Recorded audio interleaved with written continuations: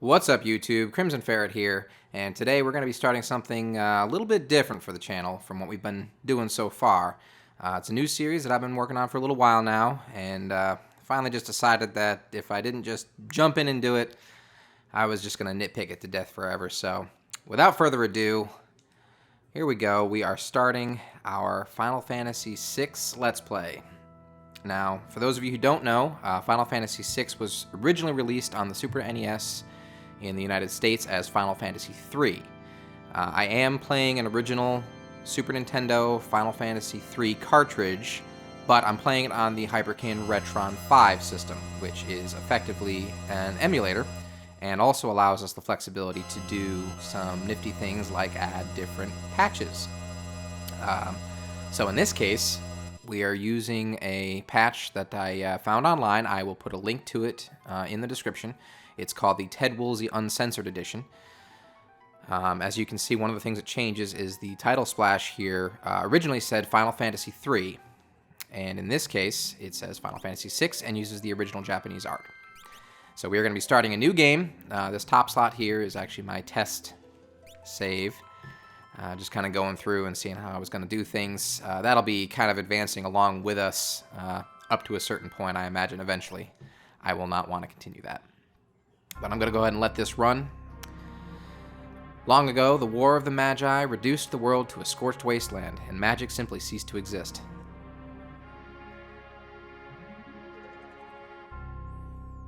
A 1,000 years have passed. Iron, gunpowder, and steam engines have been developed, and high technology reigns.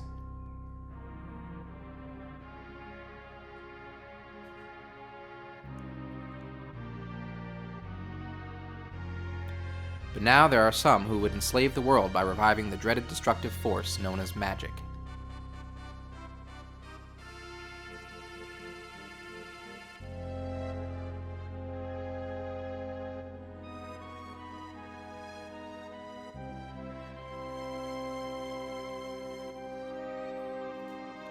Can it be that those in power are on the verge of repeating a senseless and deadly mistake? Spoiler alert, yes.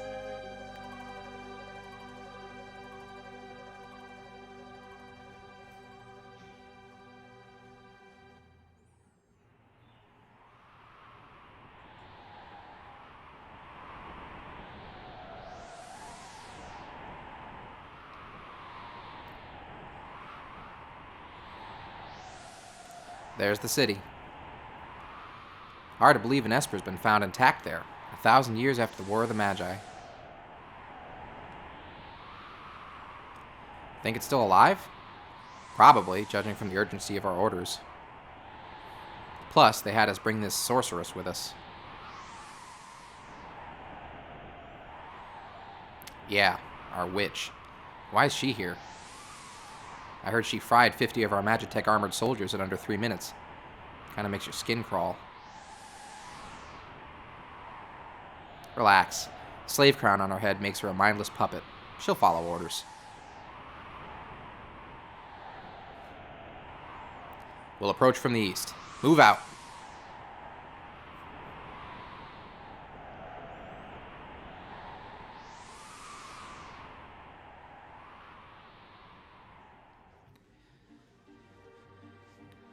I absolutely adore the soundtrack to this game.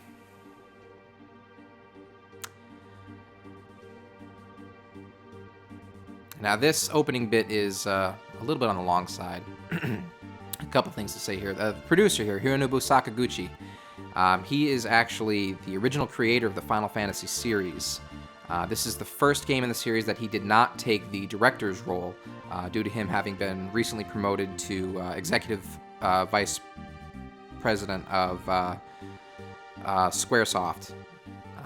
So instead, the directors were Yoshinori Kitase and Hiroyuki Ito. Sorry if I butcher these names. I am not a native Japanese speaker, obviously, so I'm doing the best that I can. Kitase was actually in charge of the events and scenarios. He was overseen by Sakaguchi to ensure that the story came together as a whole well and up to his standards, whereas Ito was in charge of all battle aspects of the game, including the battle system itself. which makes sense considering I believe he's the one who came up with the battle system for the original Final Fantasy and Final Fantasies up to this point. And of course, the music director, the composer rather, Nobuo Uematsu. This is one of the last Final Fantasy games that he was actually the composer for the entire soundtrack. Final Fantasy 11 was the last one that he did the full soundtrack for, that being the first Final Fantasy MMO. But I believe it was 9 was the last one that he, the last core Final Fantasy single-player game that he was involved with. Fully, anyways. Let's put her on point. No sense taking any risks. Forward. And here we finally get control of our characters. Now, a couple things to note about this patch that I'm using. It's the original Super NES version of the game was localized by a man named Ted Woolsey. He did an excellent job with it. A lot of the nuance of the game, a lot of the characters have their personalities and really are who they are because of his localization. This, in particular, Ultros, if you are familiar with this game, or actually Final Fantasy XIV, A Realm Reborn, he actually shows up in there. A lot of Ultros's comedic effect is thanks to Ted Woolsey's localization. There are a couple of different versions of the game, of the translation in particular. You've got the Game Boy Advanced version, which was called Final Fantasy VI Advanced. That one is a more literal translation from the original Japanese. It is technically more accurate, but the literal nature of the translation makes it a bit awkward in places, from what I understand. It doesn't quite have the same feel to it. It doesn't necessarily flow properly compared to the Ted Woolsey version. And then there's also the PlayStation 1 version of this game that was packaged with, I think it was Final Fantasy Anthologies, I want to say. I could be wrong about that. That one is the original SNES translation, but it was kind of a mess. Technically it was very terrible because load times were just atrocious. There was a lot of issues that were present due to the nature of it being a port. Now, this version, or this patch that I'm using, is called, I think I already said that, it's called the Ted Woolsey Uncensored Edition. Again, I will put a link in the description. Now, it does a number of things. First off, it combines Ted Woolsey's original translation with some of the kind of missing or glossed over bits that were present in the Game Boy Advanced version of the translation. Kind of combines those two together, along with a couple of fan translations that just add some stuff to the game. The patch overall is meant to have as little impact on the game as it can, while just improving certain things. It does a couple other minor things, like it changes the names, as you can see over here. Wedge, Biggs, changes them to all be lowercase. That's the same throughout the script, throughout the entire game. That's just always something that's bugged me. It does also add character job names. As you can see, Terra here, or excuse me, 5 question marks lady, is a sorceress. Wedge and Biggs are both Imperial soldiers.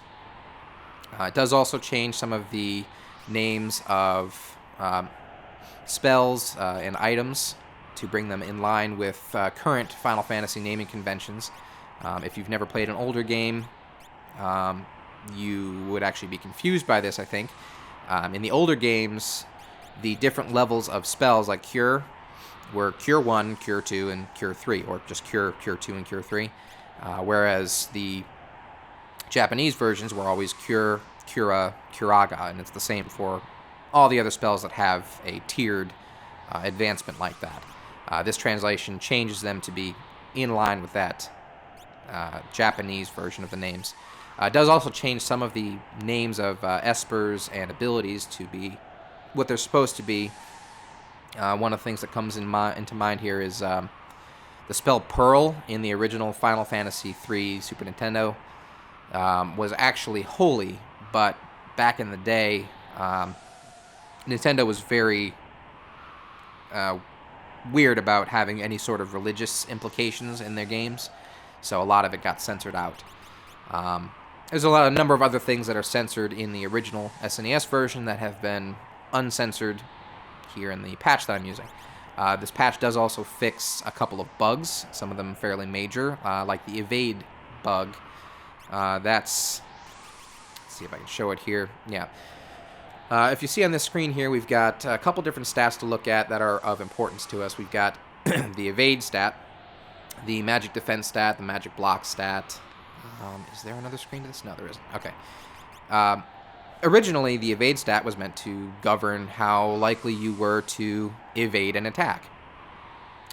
Due to a bug in the game, however, that didn't actually happen. It was never used in the calculations, so one of the side effects of that was that the darkness status does absolutely nothing in the original Super Nintendo version of the game, because darkness works by effectively increasing the enemy's evade percent versus your attacks if you are the one with darkness, and because evade is not even used in calculations, darkness doesn't actually do anything. So this version should have that fixed. There's also there was a bit of a bug with magic block and magic defense, I think specifically magic block, where magic block was being used instead of block, but again, that's hopefully should be fixed in this version of the patch. If there's anything else I notice that's different, I will comment on it at the time. Just one fun thing to note here. In the original version of the SNES game, you're going to be hearing that a lot, by the way, these characters here were Wedge and Vix. Vix being a error in the translation. The character's name was always intended to be Biggs, and those of you who are Star Wars fans might look at that and say, hey, they ripped off Star Wars. Well, actually, they are directly referencing Star Wars. These characters have appeared in several Final Fantasy games, and they're always named Biggs and Wedge, specifically as a nod to the characters Wedge Antilles and Biggs Darklighter from the Star Wars series, the original trilogy. So, just kind of a fun thing to note. Alright, so let's get moving here. We are effectively attacking the innocent town of Narsh with our Imperial Magitech armor, trying to steal their Esper, I suppose. Imperial Magitech armor. Not even Narsh is safe anymore. And our first battle of the game. 2 guards. The battles this early on are of no risk to you whatsoever. Now, you may notice that the Magitech option for Terra here, Mystery Girl, it's got a lot more attacks to it. That's because she's special, and the other guys are just not special enough. She has a couple different things that will let you get a feel for various things that you'll have access to later in the game. Bioblast here, well, first off, Fire Beam, Thunder Beam, Blizzard Beam, those are pretty self-explanatory, just different element versions of a beam attack. They all do the same damage, doesn't matter what you use at this point, everything's a one-shot kill.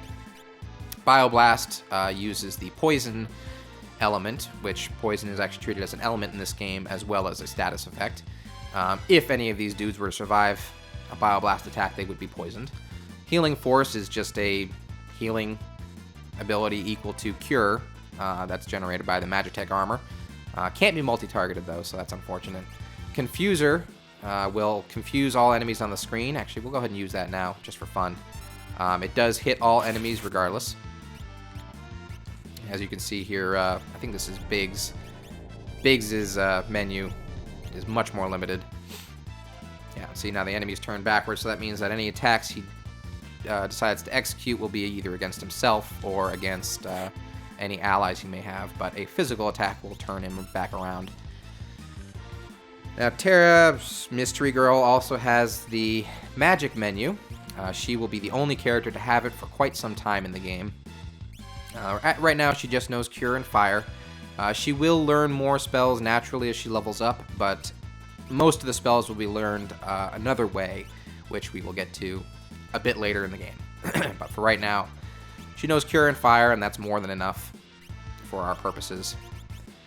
Banisher here in the Magitech menu mimics a spell that you'll get access to quite a bit later. It's actually, yeah, the spell Banish. It just has a chance of instant killing, just like that, enemies on the field. Can actually be useful against certain bosses and extremely powerful enemies if you combine it with another spell we'll get to. Now, we are a bit too bulky to enter any of these stores. This fight that I'm about to get into here is optional. You don't actually have to go over there. There's no point to it, but we'll do it anyways. Imperial machine riding, self-important swine. You have no business here. Take this. By this, I mean this dog. Because obviously this dog is going to be more than a match for us. I guess this guy's kind of a dick to dogs. And at this point in the game, like I said, there's no real threat here. Everything is going to die to one hit. There's not a whole lot of point to going through this. And of course that chicken shit just runs off, and we can't... I don't think we can actually go high enough to even... Nope, okay, that's it. That's as far as we can go. Again, no point in doing that. But I figured I'd show it to you just for giggles. And up here we get yet another attack. Narsha's freedom depends on us. And our dogs. Oh no, 2 Silver Lobos. Whatever will we do? I guess we'll actually let Biggs and Wedge do something here.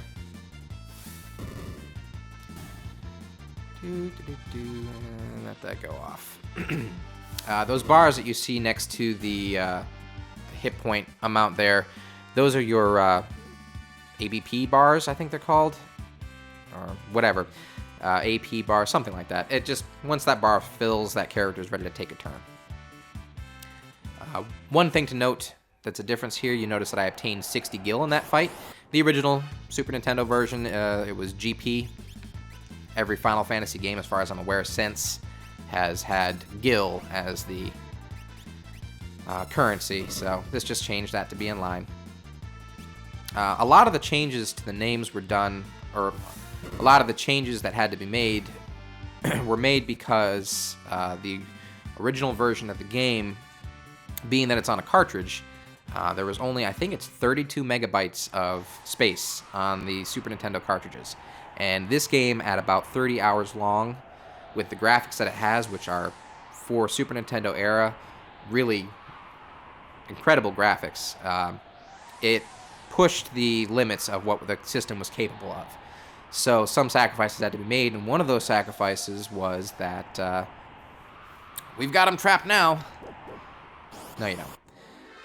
One of the sacrifices that was made is that the names of items and characters could only be a certain length to save on space. So a lot of stuff ended up getting shortened to allow for the entirety of the game to be fit on one Super Nintendo cartridge.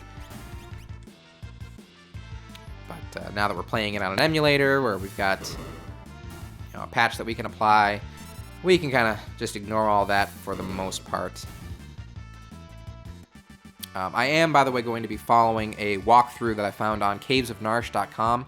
It's an excellent source for classic Final Fantasy info if you're looking for walkthroughs or, item lists, bestiaries, that sort of thing.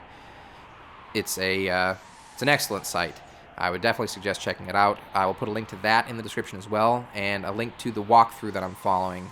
It's an excellent walkthrough. It's actually a very funny read. The guy that wrote it did a very good job. There's a Game Boy Advance version of the walkthrough as well as a Super Nintendo version and PlayStation version, so you can pick your version and it'll have names that are appropriate, etc.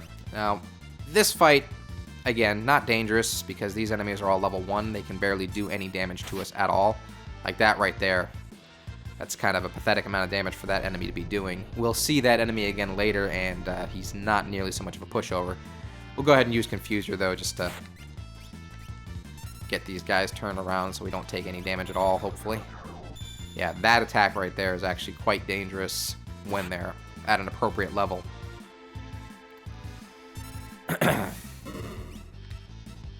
This is effectively the tutorial mode. Let's go ahead and use some magic now, so you can see what that's all about. If you're unfamiliar with Final Fantasy games, in most of the games you have the option of single target or targeting all enemies with most magic spells. As you can see, that actually wasn't even enough to take these guys down. Shows just how strong they will eventually be when we run into them again. Actually, it won't be that long before we hit them again. I believe probably 1, maybe 2 episodes from now, we should get to them. Biggs gained a level, Wedge gained a level, awesome. Yeah, because we really care about these guys. Just a note here, we can access Mystery Girl's inventory. We could empty all of her stuff. We can equip her with things. Go ahead and just use Optimize. Get that out of the way. We cannot access Wedge or Biggs' inventory. I wonder why that could be. Relics here, we don't actually have any. We'll get to that later. And, yeah, we can't access really anything of importance with these characters. Now, just to show you real quick the configuration menu, I am going to be leaving the battle mode in wait. That means that if I'm in, say, an item menu or a magic menu or something like that, anything with a dialogue up on the screen, enemies won't take their turns. I'm going to leave that on just so that I have an opportunity to talk about things in the middle of a fight if I need to. I'm not going to change any of this other stuff. I've never really seen any reason to. So, that's it there. Alright, moving forward. We are close approaching the end of this segment. Not the end of the episode, but the end of this section anyways. According to our source, the frozen Esper was found in a new mine shaft. Maybe this one. Thanks, guys. Don't know why you had to split off like that just to talk about it. And some new enemies here. Were-Rat and a Bandit. These guys are actually going to be of a normal level for what we would encounter if we came here, later. These are not scripted fights. These are the typical Final Fantasy random encounters. The Were-Rat here, while it's tempting because there's multiple enemies to use the Bioblast that Mystery Girl has on her armor, definitely don't. The Were-Rat actually absorbs poison. And that Bandit, okay, we didn't get to see it, but bandits have, I think it's a 33% chance when they die of using an attack called Wrench just before death. And here we have our first save point. An eerie glow surrounds you. Want info about save points? No, we don't want info about save points. Pretty self-explanatory. You can save when you're on a save point. You can also use tents and sleeping bags. If you're familiar with Final Fantasy IV but not 6, Final Fantasy IV had tents and cottages. Tents only restored part of your MP up to a certain amount. Cottages would restore it fully. This game did away with that. It's just sleeping bags are a single-person tent, basically, used from the item menu. Tents just restore the whole party to full. Nice and simple. So we'll go ahead and save here. Not that there's any real risk to us. But, yeah, that'll cut that out. All right. Oh, one other thing. I can dash. The original version of the game, you had to get a relic called Sprint Shoes. If you equipped them on any member of your party, you would move at double speed. Just on the world map. It didn't actually do anything in combat. So one of the nice adjustments that the patch I'm using has made is you can just hold down the B button to dash, as if you had Sprint Shoes on. Which is nice. It doesn't really do anything to the overall gameplay other than make it less frustrating to walk slowly through everything. Because you're going to not want to be using the Sprint Shoes anyways. They take up a valuable relic slot. I'll handle this. Stand back. I think he's got this. Yep. Alright, we did have one fight. Let's go ahead and... oh, that's right. I didn't actually use a tent. The Magitech armor abilities can't be used outside of out of combat, unfortunately, but Terra's magic can, so we'll go ahead and heal up. It seems like a good time. One more. She doesn't really need her MP right now, so They don't really care what we use. Not that there's any particular reason that I want to be healing up. It's not like there's a boss fight coming or anything. We won't hand over the Esper. Ymir, get them! This enemy was called Welk in the original version of the game. I don't know why. Hold it! Think back to our briefing. What about it? Do you recall hearing about a lightning Welk? It absorbs lightning. And stores the energy in its shell. Right, so whatever you do, don't attack the shell. Alright already. Yeah, that's very good advice there. This fight does something that's seen a couple more times throughout the series, where the boss form will actually change throughout the fight. And as you can see, he's got his head sticking out of the shell there. I don't really want to do another attack because I think... Yeah. When he says that bit of dialogue, yeah, the head disappears. Now the only target we have is the shell. You can attack the shell when he's out, but you'd have to be kind of stupid to do that. So right now what we're going to do is just go ahead and wait for him to come back. Maybe do a little healing. Sure, you can have some. We do want Mystery Girl here to be ready to go because she's got the most powerful attack out of our party right now, so it's, that Magitech missile is easily the best thing we've got going for us. So once he pops his little head back out, you can go ahead and eat a missile to the face. If you attack the shell, you get hit with a Megavolt on the entire party. It's not that bad at this point in the game, but it is still more damage than you need to be taking. If you do it a couple times, you can definitely end up with a game over from it. We'll go ahead and use a third one. Take a risk here. Okay, it got in. Definitely don't want to go for a fourth attack, though, because he's probably not going to move. Okay. Slime just sets... Okay, there he goes. Slime just sets the slow status on whatever party member it hits. So, unfortunately, Biggs's... APB bar, or AP bar, whatever it's called, is going to fill up a little bit more slowly.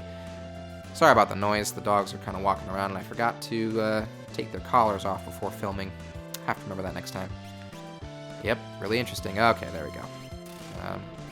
Yeah, if you're in a menu with the wait mode set, he won't come back out of his shell until you leave the menu because of the enemy's inability to take actions while you're in menus.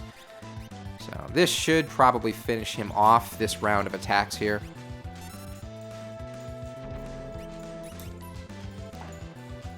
Oh no. Most status effects go away at the end of fights. Slow, stop, that sort of thing. Only a few will stick around. Imp. There we go. And there it is. Our first boss is down. Ymir proved to be very little challenge. I'm sure the rest of the bosses in the game will be equally easy. And we got a high potion for it. Fun note, in the original version of the game, I believe it was potions were actually called tonics for some stupid reason. And high potions were called potions. Really, I don't understand why they made that change, but whatever. Let's go ahead and get through this quickly. There we go. And here it is, the Esper we've been searching for. This is the Frozen Esper. And some funny glowing going on here. I'm sure that's nothing to be worried about. Valgermand. I have no idea how to properly pronounce that. Originally, in the original SNES version, this is called Tritok, whatever. Obviously, the name was a bit too long, so they had to change it. Hey, what's the matter? Do you know something we don't? I assume he's talking to the mystery girl there, not the frozen Esper. The frozen creature began emitting an eerie light. Again, I'm sure there's nothing to be worried about. Where's that light coming from? Ah! Hey! Wedge, where are you? What's happening? I assume at this point that they are no longer in this mortal world.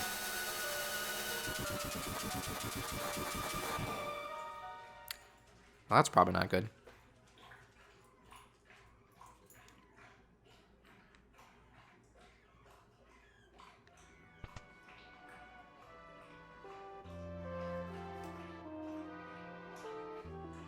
Oh, that's right. I have to get out of the bed. Where am I? I'm not going to be doing voices for this game. I know some people do, but that's not my thing. I'm just going to be reading the dialogue. Whoa, you're awake. And I only just removed the crown. Ow, head hurts. Well, that's what you get for staying up all night drinking tequila. Oh, wait, probably not that. Easy now. This is a slave crown. Yeah, okay, that could do it too. The others had complete control over you while you were wearing it. I can't remember a thing. Amnesia? In a Final Fantasy game? No. Don't worry, it'll all come back to you. In time, that is.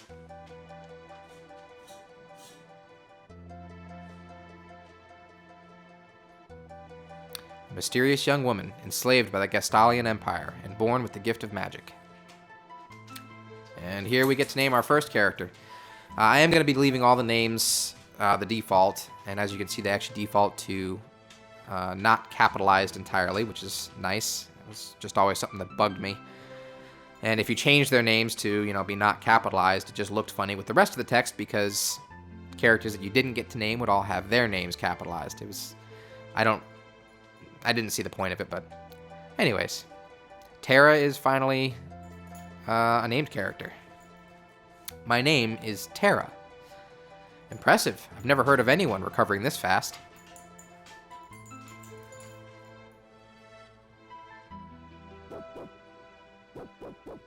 Uh-oh. Looks like they found us.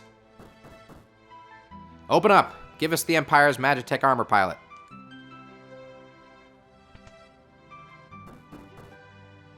Open this door. We want that girl. She's an agent of the Empire. Empire? Magitech armor? Man, how long has she had that slave crown on? Look, I have to get you out of here. I don't have time to explain. Over here. Well, you may not have time to explain, but I certainly have time to grab this elixir. That's kind of a recurring thing throughout this game, items being hidden in clocks. It's worth checking clocks, definitely. And various other things, too. Barrels, etc. We can't leave through the door. She just, the guard there just repeats his dialogue. So I suppose our only option is to trust the old dude. Make your way out through the mines. I'll keep these brutes occupied. And away we go. Now we can finally... Well, we've been able to mess with her stuff before now, but now we're actually going to have to fight on the strength of her abilities rather than the awesome Magitech armor that we had. She's up there. Well, crap. Yeah, that hold B to dash thing is very nice. Now, I'll get to that in a second. All right, Bandit and Spritzer. Go ahead and go into the menu here. Bandit, like I said, he's got that 30-some-odd% chance of using a wrench when he dies, which is unfortunate. Spritzer here, I don't think there's really much to say about him. I believe he absorbs lightning, but that's not really an issue at this point in the game. We'll go ahead and just... Oh, there's a block coming up. That's nice. Hit these guys with a multi-target, and oh, that was actually enough to finish the bandit. Didn't expect that. Alright, 54 gil. Now, there's a couple chests that are in this little kind of mini dungeon we've got here. As is common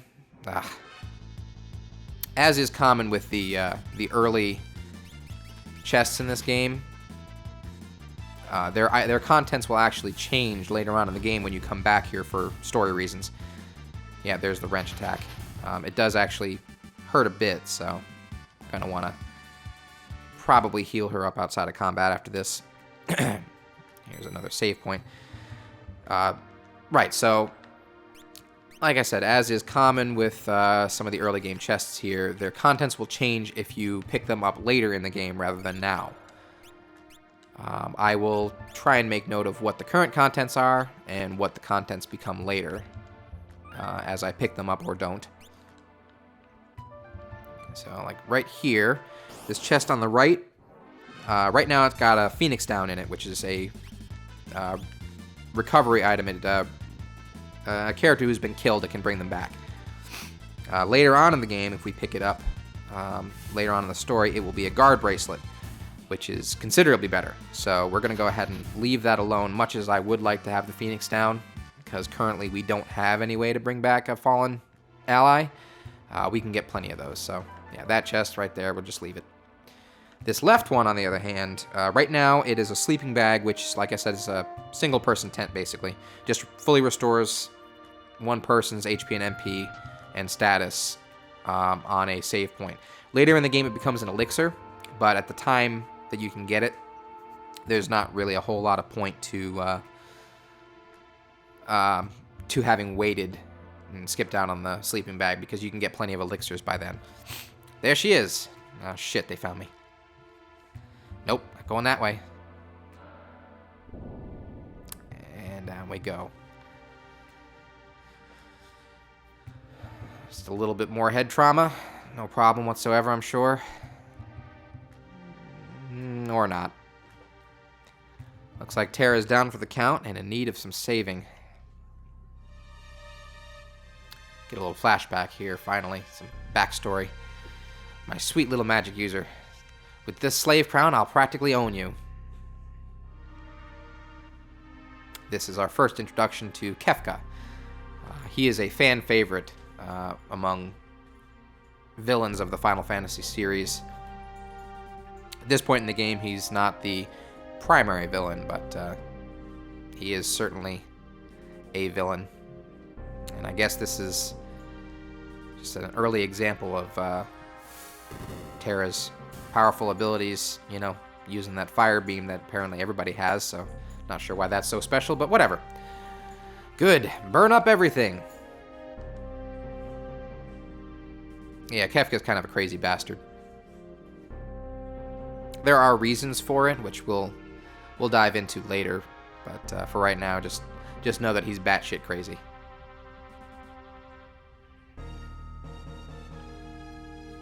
Our first introduction to Emperor Gestal.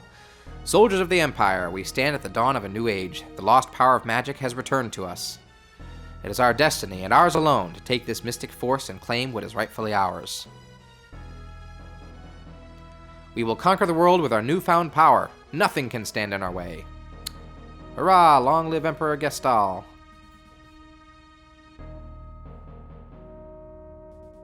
Seems kind of like a bad guy.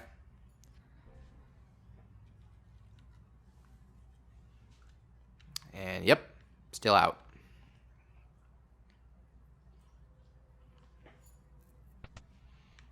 Meanwhile, back in the old man's house. Took you long enough. How goes the robbing and plundering trade?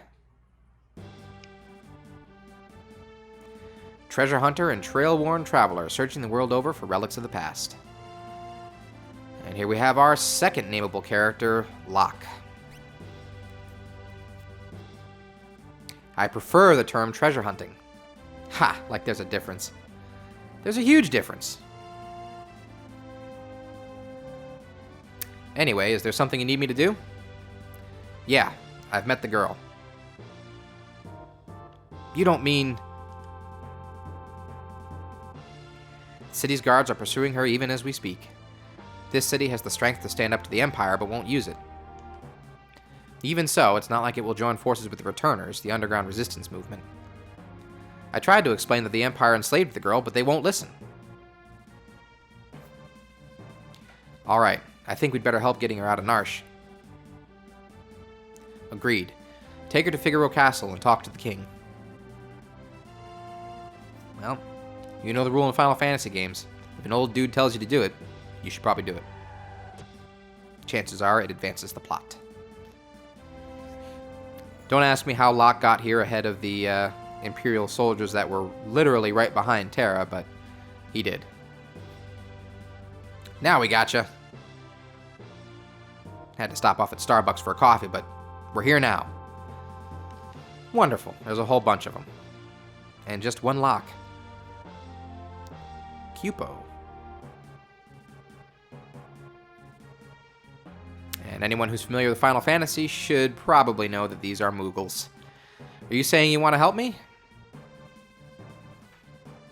Looks like it. Cupo. And here we get a bit of a rundown on a mechanic that they use a couple more times throughout the game. Not very often, though. Use us to save Terra from the guards. Need more information? No, I got that covered, thanks. So here we actually end up with 3 parties. 3 full parties. This one here, we've got Locke, who is classed as an adventurer. And you'll see we can play around with his equipment. Ah, I meant to remove Terra's equipment before she fell down the hole so we could give it to Locke, but oh well. Don't let me forget to remove Mog's equipment. But you'll notice, Moglin, Mogret, and Moggy, we cannot adjust their equipment at all. Which is unfortunate, because they probably have some nice stuff. Actually, they definitely have some nice stuff. But that probably just tells you that they are not going to be characters that will be returning. So, we'll go ahead and park Locke here, and if you hit the Y button, you switch to the next party in line. And this party is the one that we're probably going to be going after the boss with. As you can see, we've got Mog, Malulu, Moghan, and Mogwell. Now, interesting note here, Mog is the only one whose equipment we can access, and we can actually remove his equipment too, so wonder if that's foreshadowing. Nah, probably not. We'll never see him again. Mog also has the dance ability. He has no abilities within that dance category, but he is the only Moogle with that, so, and he's the highest level Moogle, so I think that probably tells us something. And just a fun note here, Malulu, you may notice that her level is 3, whereas the other Moogles that we've got are around level 6 to, well, 11 if you include Mog. So she's easily the weakest one out of it. She's actually meant to be Mog's girlfriend. That's hinted at later in the game when you get a certain item that's meant to be given to Mog by her, but that's neither here nor there. We are going to want to get into one fight with this party before we go after the boss. And go ahead and move this party along here. This one is made up entirely of, you know, red shirt Moogles, so nothing we can really do with them. We will, however, go ahead and get our fight with Mog out of the way. Now, if you let these wandering enemies here reach Terra, you get a game over. You do not get a game over for the entire party being defeated because they will actually just respawn at Terra with everyone in the party having 1 hit point. Now that we've done one fight with Mog in this area, he masters a new dance. The way Mog's dance ability works is he gets abilities based on what terrain he's fighting in. So fighting with Mog in new areas unlocks new dances, and each dance has a chance of performing various attacks. They each have their purpose, but having Twilight Requiem for the boss fight at the end of this bit is a very good thing. So now what we're going to go ahead and do is move him out of the way and try and clear out as many enemies as we can with this other Moogle party, since we will not be doing shit with them. Now at this point, we can see that Locke has the steal ability, being that he's a adventurer. We could try to steal from these guys, but we're going to go ahead and not do that because they don't really have anything of worth. I believe potions. I think you can steal potions, and that's pretty much it at this point in the game. Locke's party is the second most powerful party, with the non-special Moogle party being the weakest because they have no special abilities. They are still quite a bit more powerful than Locke at this point in the game. This is, again, meant to be kind of a tutorial, so to speak. There's a considerably harder fight with this mechanic in it later in the game. A bit later. So, yep. Don't really care about any of these guys' advancement at this point. Go ahead and sprint along here, take care of this group. I may just end up fast forwarding this bit because it's kind of mindless at this point. The only thing to note is that the Megalodoths can actually do considerable damage, as you see right there. So you absolutely want to take them out as quick as you can. Alright, so now that everybody's cleared out, we are going to go ahead and remove Mog's equipment because all he's going to be doing is dancing. And he's got some nice stuff that we can absolutely use. And here we go. Love this boss music. Not too bad a fight. The guard lead can be a bit of a pain in the ass because he can set stop with his snare ability. But shouldn't be too much of an issue, especially with Mog dancing his ass off. And with as just powerful as these enemies are, or as these Moogles are, compared to Locke and Terra at this point.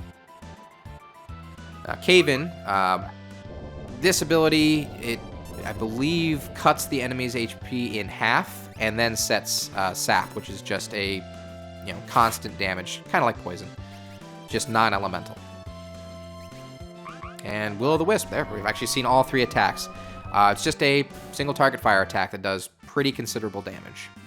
So, as you can see with Mog dancing there, not even a problem. Got a nice high potion out of it. That enemy, you can steal a mithril knife from the guard captain there, or commander, or whatever he was called. Not really worth bothering with at this point because Locke's steal chance is so low without the Thief's Bracer. It's just, and the weapon just really is not that good. So, and we've already, I think, got one. Thanks, Moogles, we're in your debt. And off we go. It's pretty good he's able to run like that, carrying an unconscious girl. Locke, always the gentleman. I think this switch will open a wall. Oh, looks like Terra's finally back on her feet. You back with us now? You saved me?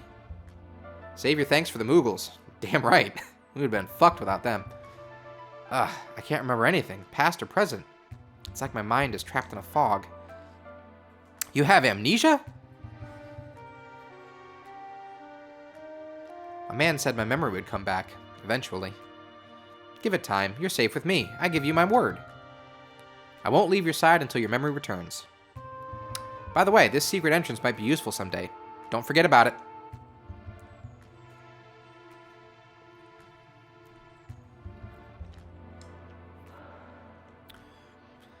And once again, we are back in control.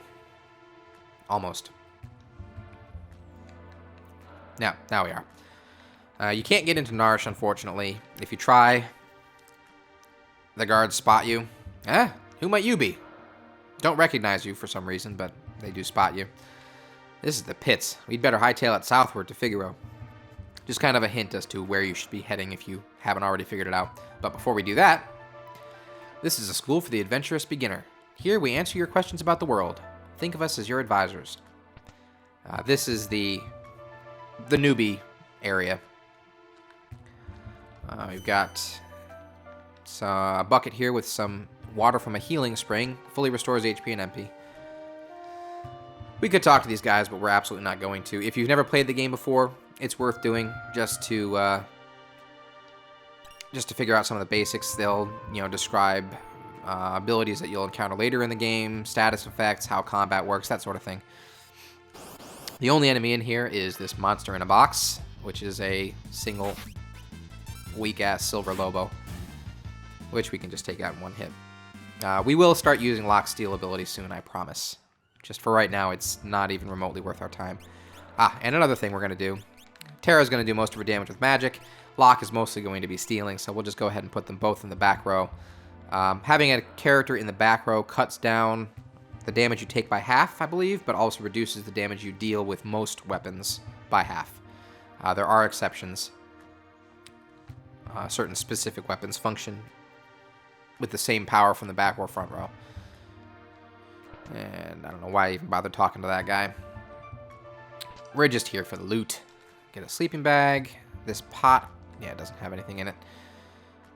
And go ahead and move on to this last room, which is the advanced battle tactics room. And again, just grab the potion and hightail it out of here. Nothing in this pot, I don't think. No, okay. And we're done with Narsh for a good long while, actually. So say your goodbyes, and next time we'll be moving on and hopefully getting to the Castle of Figaro. Thanks for watching, guys. I hope you enjoyed it. I hope there's some interest for this. I'm going to keep doing it regardless, but let me know in the comments if you liked the episode, if you liked the series as a whole. Let me know what you liked. Let me know what you didn't like. Should I be doing funny voices? Probably not going to, regardless of what you say, but you can comment on it anyways. And don't forget to check out those links to the walkthrough that I'm using, and to the patch that I'm using, and also to cavesofnarsh.com.